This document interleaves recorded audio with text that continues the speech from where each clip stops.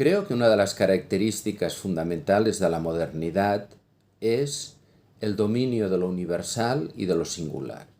Mientras en todas las comunidades tradicionales dominaba lo particular, entendiendo por lo particular el grupo, y entendiendo por grupo pues una comunidad con una serie de tradiciones, de creencias, con una cohesión en función de una serie de certezas compartidas, de unos papeles, de unos estatus dentro de una jerarquía. Esto eran las sociedades tradicionales, que evidentemente son muy diversas.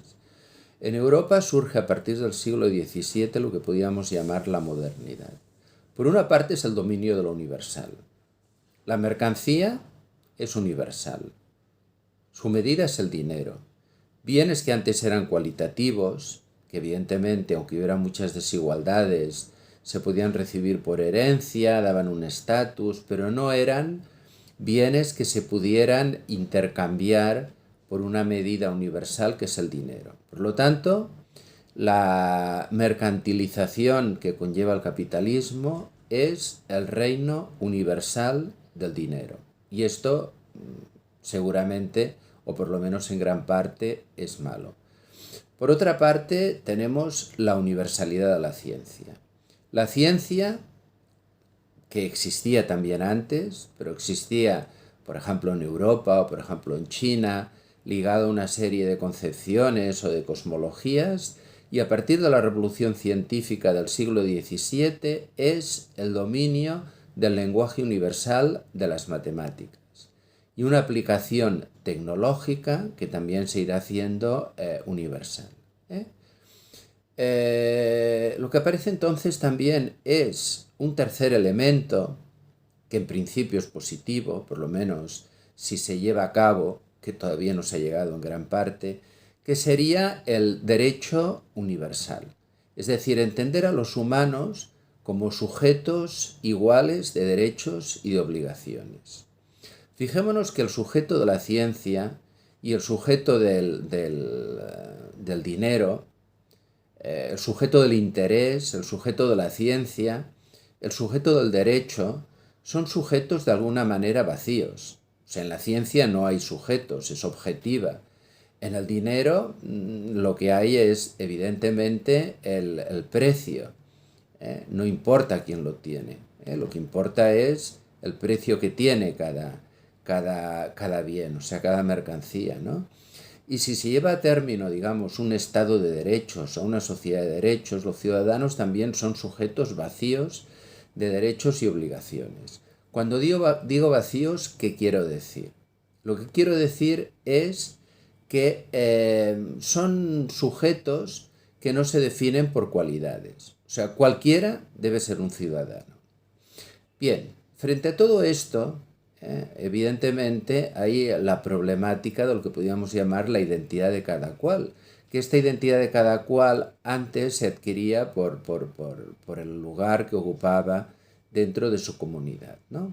Ahora lo que se buscan son otro tipo, digamos, de identidades, ¿no? Porque de alguna manera los sujetos humanos también necesitamos una cierta identidad.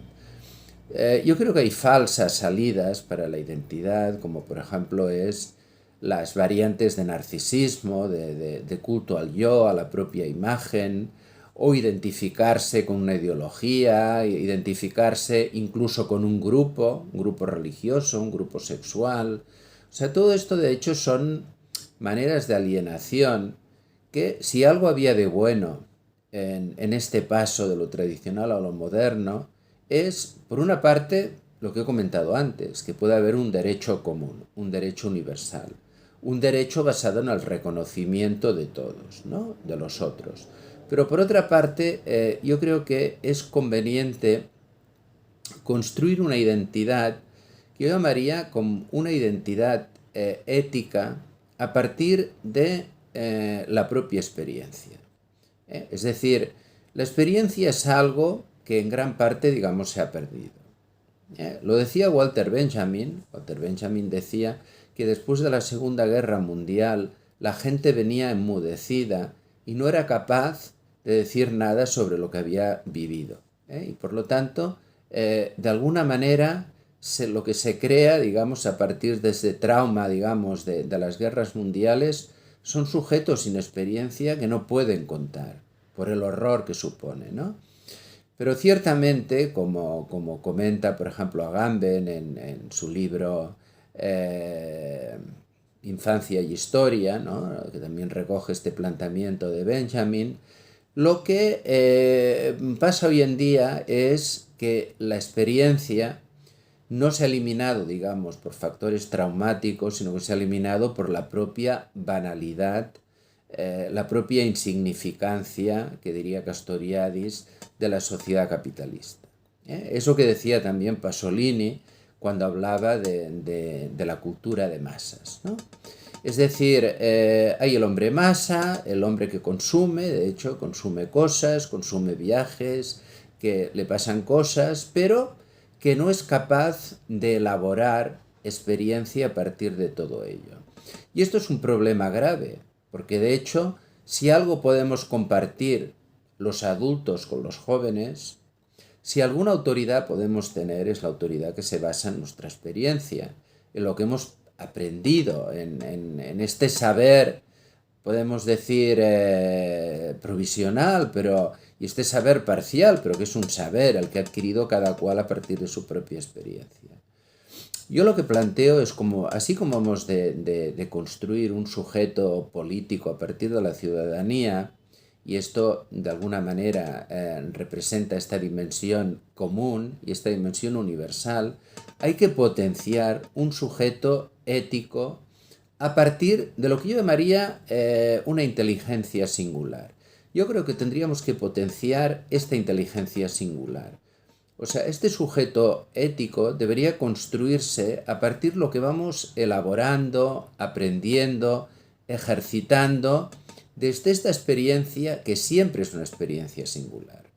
No podemos decir que la experiencia se elabora a partir del sentido común, aunque pueda haber algo de sentido común, precisamente porque en parte no es común, en parte es singular, y también porque el sentido común, de alguna manera, lo que lleva impregnado son elementos ideológicos muy basados en estas certezas del imaginario social, ¿no?, que justamente son las que deberíamos combatir, ¿no? Por lo tanto, yo plantearía construir un sujeto ético a partir de esta inteligencia singular que vamos elaborando a partir de la experiencia.